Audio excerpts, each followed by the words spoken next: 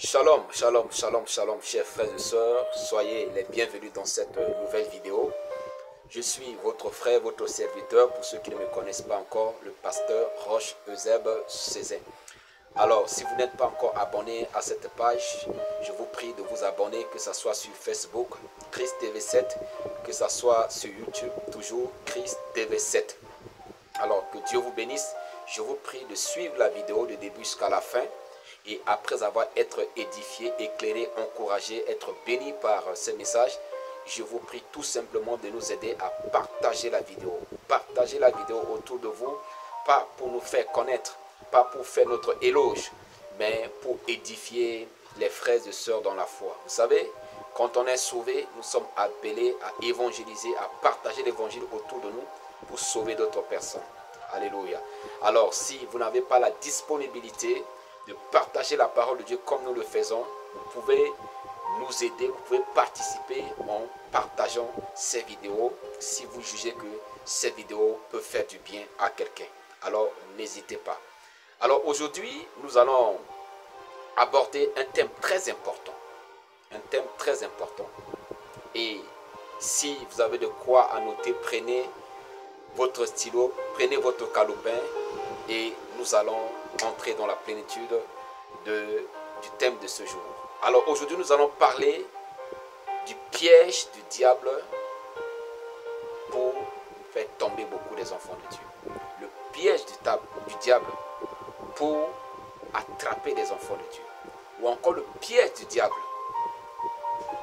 pour détourner les enfants de Dieu. Le piège du diable pour détruire les enfants de Dieu. Nous allons lire ce passage qui est peut-être connu de ceux qui sont familiers à la parole de Dieu. Nous sommes dans le livre de Matthieu, le chapitre 4, où on parle souvent de la tentation du Seigneur Jésus-Christ. Je lis à partir du verset 1er. Il est écrit, « Alors Jésus fut émené par l'Esprit dans le désert pour être tenté par le diable. 2.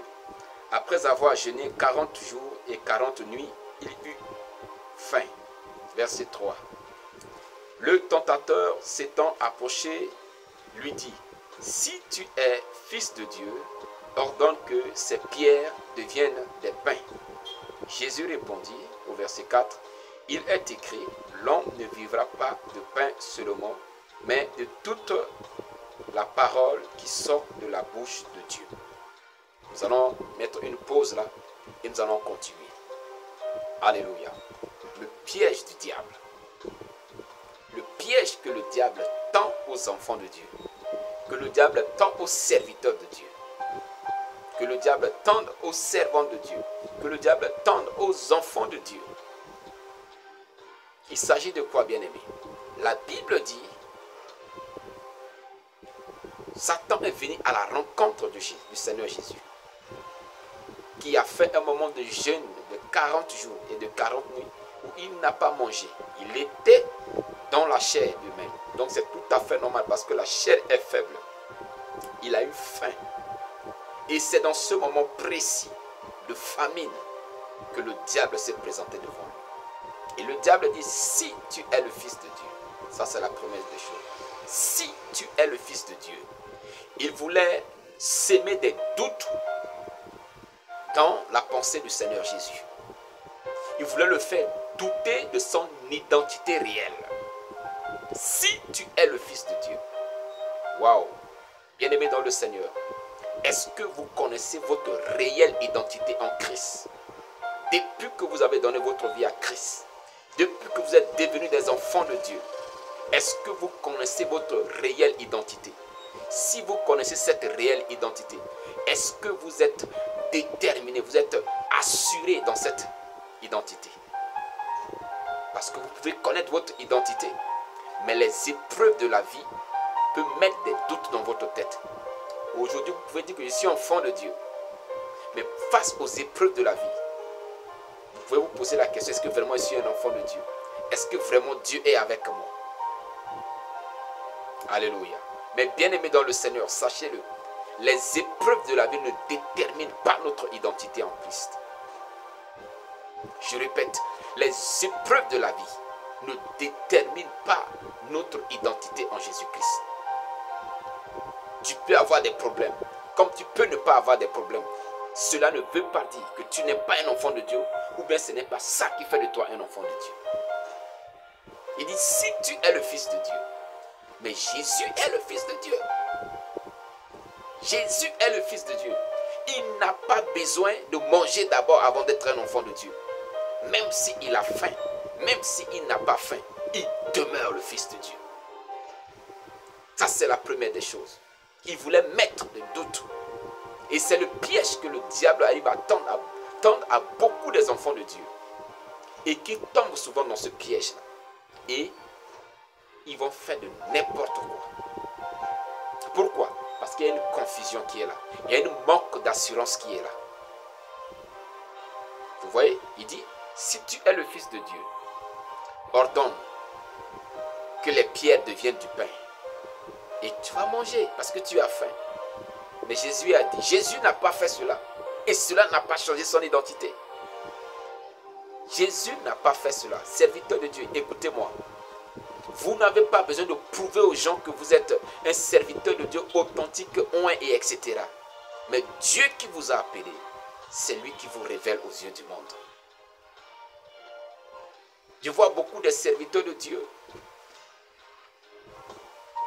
qui veulent prouver parfois aux yeux du monde que Dieu est avec eux, qu'ils sont puissants et ils font des choses qui ne marchent pas.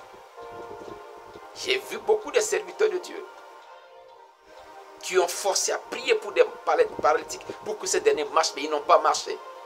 Est-ce que ça veut dire que Dieu n'existe pas? Est-ce que ça veut dire que Dieu ne les a pas appelés? C'est juste parce que ils n'ont pas compris certaines choses. Ils n'ont pas compris la sagesse de Dieu. Jésus, bien-aimé dans le Seigneur, n'a pas forcément transformé le pain, le pierre en pain. Et cela n'a pas mis en doute son identité. Il a dit, il est écrit, l'homme ne vivra pas de pain seulement. Donc même si je ne transforme pas, je demeure le Fils de Dieu. Je demeure le Fils de Dieu. Oh, bien-aimé dans le Seigneur. Même si je n'ai pas de quoi manger aujourd'hui, je demeure enfant de Dieu. Même si je traverse des moments difficiles aujourd'hui, je demeure enfant de Dieu. Parfois, on a autour de nous des personnes qui ne sont pas des enfants de Dieu. Ils ont des grosses voitures, ils ont des grosses maisons. Mais nous, on marche à pied. Et après, on se pose des questions. Mais est-ce que vraiment nous sommes des enfants de Dieu? Est-ce que vraiment Dieu existe? Pourquoi cela? Bien-aimés dans le Seigneur, les choses de la vie ne déterminent pas notre identité en Jésus-Christ. Tu peux en avoir, comme tu peux ne pas en avoir. Mais ce n'est pas ça qui fait de toi un enfant de Dieu. C'est cette foi que tu as en Jésus-Christ qui fait de toi un enfant de Dieu. C'est pourquoi la Bible dit, à tous ceux qui l'ont reçu, tous ceux qui ont cru en son nom, il leur a donné le pouvoir de devenir enfants de Dieu. Ce n'est pas la richesse de ce monde qui fait de nous des enfants de Dieu, bien-aimés dans le Seigneur. Alors ne laissez pas le diable s'aimer des doutes dans votre esprit. Ne tombez pas dans le piège du diable en voulant gagner des richesses de ce monde pour dire que voilà, la richesse appartient à Dieu. C'est forcément ça qui détermine que je suis un enfant de Dieu. Vous risquerez d'entrer dans des sectes. Vous risquerez de commencer à pratiquer de la escroquerie et autre chose. Si Dieu veut vous bénir, il va vous bénir. Il fait grâce à qui il veut. Alléluia. La deuxième chose, excusez-moi, il y a tellement de choses que nous pouvons dire là-dessus, mais je n'aime pas être trop long dans mes vidéos. On va aller un peu plus vite. Et l'Esprit de Dieu va vous aider à comprendre davantage. L'Esprit de Dieu va amplifier la révélation dans votre esprit, au nom de Jésus-Christ. Nous nous sommes arrêtés au verset 5.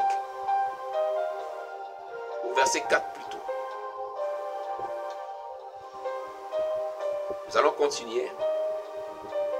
Verset 5 dit, le diable le transporta dans la ville sainte, le plaça sur le haut du temple et lui dit, si tu es fils de Dieu, jette-toi en bas, car il est écrit, il donnera des ordres à ses anges à ton sujet, et ils te porteront sur les mains, de peur que ton pied ne heurte contre une pierre.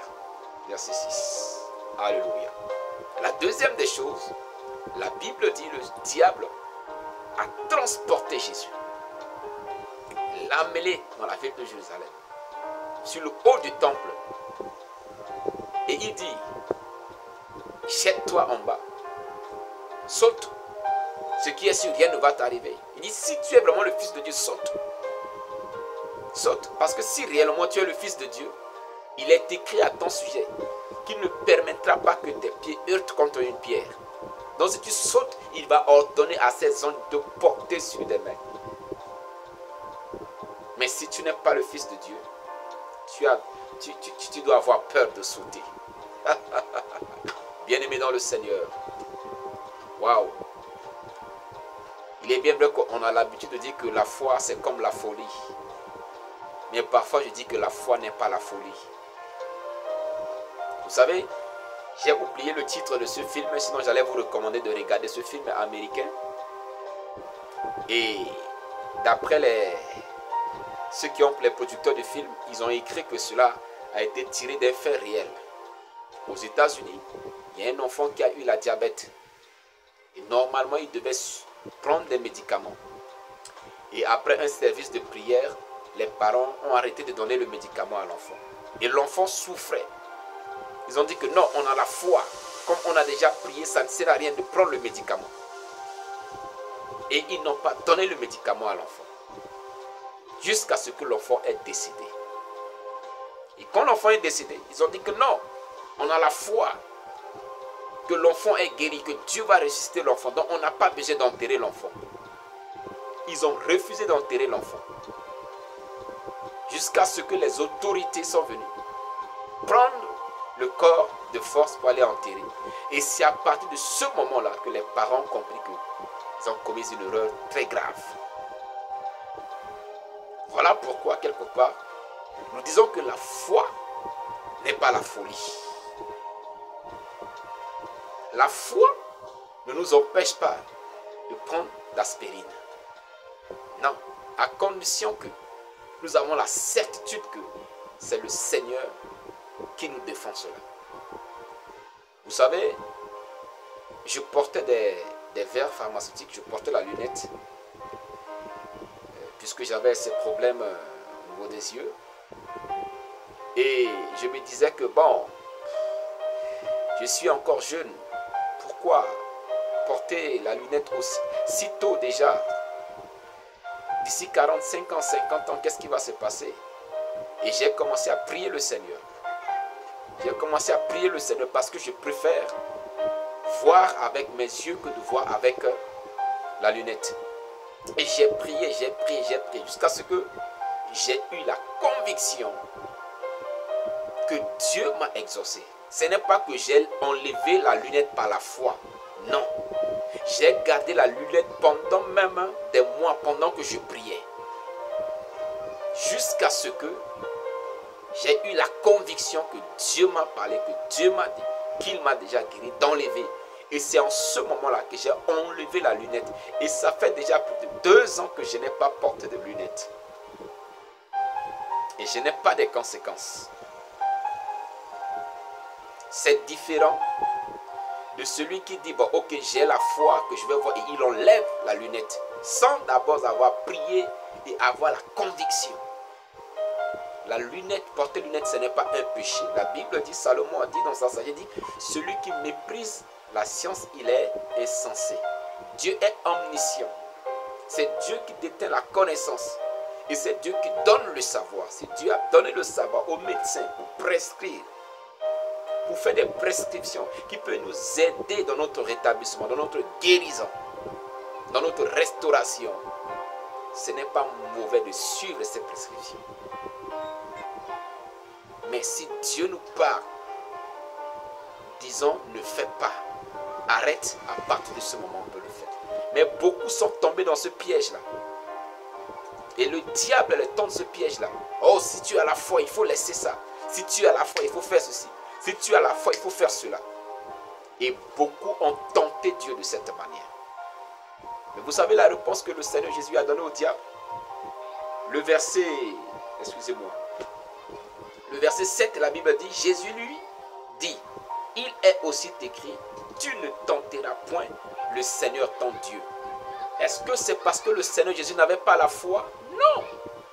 N'oubliez pas que plus tard, il a guéri des malades. N'oubliez pas que plus tard, il a marché sur l'eau. Ce n'est pas descendre du temple qui va être un problème pour lui. Mais si le Seigneur a fait, bien aimé, si le Seigneur a fait cela, s'il avait obéi à la voix de Satan, il pouvait descendre sans que quelque chose arrive. Mais combien de personnes vont vouloir imiter cela? Combien de personnes vont commettre des dégâts, vont tomber dans le piège?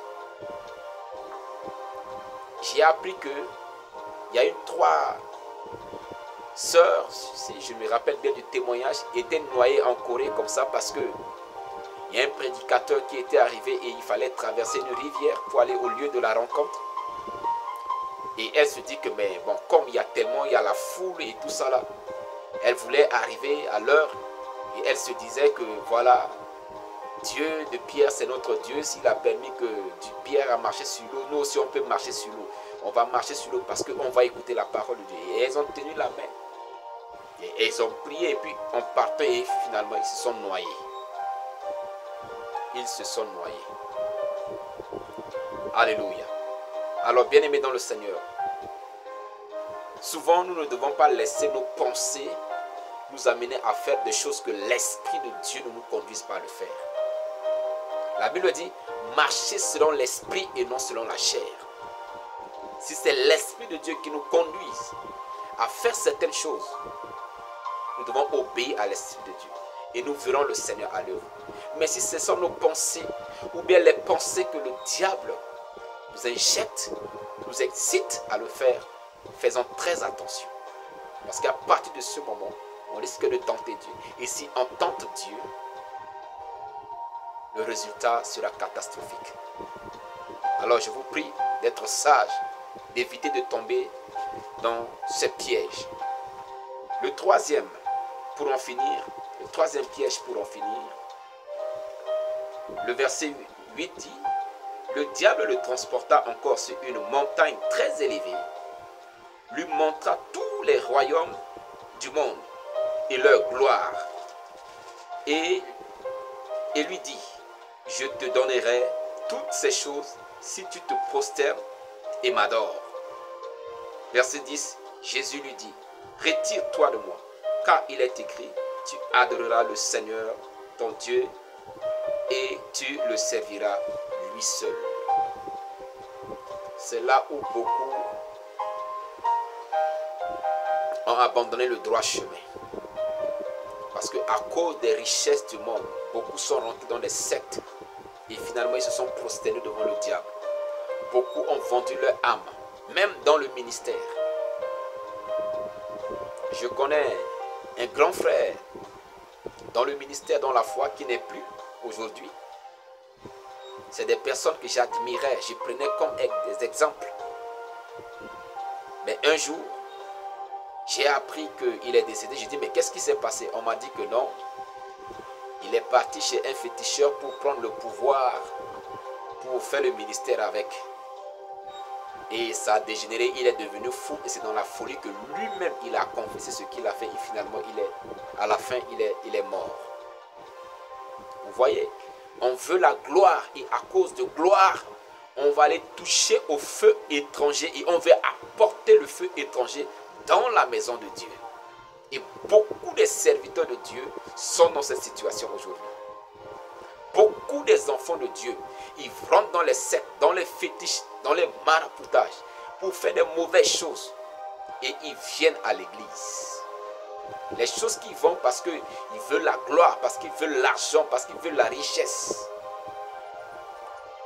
Et ils font ces choses dans les cachettes. Et les dimanches, ils viennent à l'église, au milieu des enfants de Dieu. Et ils sont là comme des saints, bien-aimés dans le Seigneur. Si vous ne changez pas, si vous ne sortez pas de ces choses-là, si vous ne vous repentez pas, vous irez en enfer.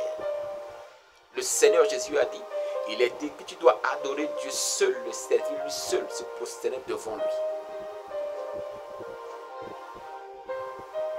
Le Seigneur a dit plus tard, que sert-il à un homme de gagner les richesses de ce monde et s'il perd son âme? Combien d'entre nous sont prêts à se prosterner devant les idoles? Même, ils ont des idoles dans leur chambre cachées. Ils se prosternent devant ces idoles-là pour des gloires, pour des richesses. Et les dimanches, ils viennent se prosterner encore devant Dieu pour l'adorer. Bien-aimés dans le Seigneur, on ne suit pas deux lèvres à la fois. La lumière ne marche pas ensemble avec les ténèbres. Si nous choisissons d'adorer Dieu, adorons Dieu dans la vérité. C'est ainsi que nous verrons la gloire de Dieu. Mais si nous voulons mélanger Dieu avec d'autres choses, Dieu ne sera pas avec nous. Alors, voilà ce que je voulais vous présenter comme des pièges de l'ennemi. Satan peut vous présenter des gloires. Parfois même, on vous présente des choses, dit que non, viens, on ne tue pas. Oh, tu vas devenir riche, c'est des choses naturelles. La véritable richesse, ça vient de Dieu, bien-aimé dans le Seigneur. Faites très attention pour ne pas tomber dans le piège. L'amour du monde peut nous amener à tomber dans le piège du diable. L'amour de la gloire, de la domination, parce qu'on veut dominer les autres, peut nous amener à tomber dans le piège du diable. Voilà pourquoi je vous prie de faire très attention, bien-aimés dans le Seigneur, pour ne pas tomber dans ces pièges. Laissez l'Esprit de Dieu vous guider. Ne tentez pas Dieu. Ne vous doutez pas de votre identité à cause des circonstances de la vie. Parce que vous êtes en chômage. Parce qu'aujourd'hui vous traversez des épreuves. Cela ne change pas votre identité en Christ. Car chaque chose a son temps. Alors bien-aimés dans le Seigneur, je prie que Dieu vous fortifie. Si vous êtes tombé dans l'un de ces pièges, la Bible dit le juste tombe 7 fois et se relève. Dieu est capable de vous relever. Si et seulement si vous reconnaissez votre chute, vous reconnaissez votre faute, vous humiliez votre cœur devant le Seigneur, Dieu vous aidera à vous relever. C'est pourquoi je prie que le Seigneur vous fasse grâce. Si vous êtes tombé dans le piège du diable, je prie que le Seigneur vous retire de son filet. Que le Seigneur vous accorde la délivrance et vous repositionne sur le chemin de votre destinée. Au nom de Jésus-Christ. Soyez bénis. Que la grâce et la faveur de Dieu soient sur vous. Partagez la vidéo. Abonnez-vous à notre page pour ne pas manquer nos enseignements, nos émissions. Que Dieu vous bénisse. Au nom de Jésus-Christ. Amen.